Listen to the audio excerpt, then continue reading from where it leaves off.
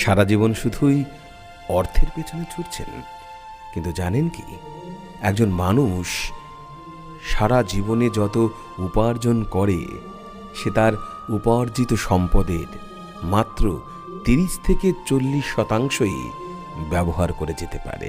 অর্থাৎ তার ব্যক্তিগত জীবদ্দশায় উপার্জিত ধন সম্পত্তি সে মাত্র 30 থেকে 40% ভোগ করে যেতে পারে, বাকিটা ফেলে রেখে যেতে হয়।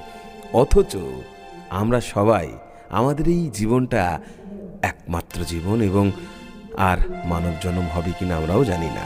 সুতরাং শুধু অর্থের পিছনে কেন ছুটছেন? একটু হিসেব করুন, নিজের কথা একটু ভাবুন।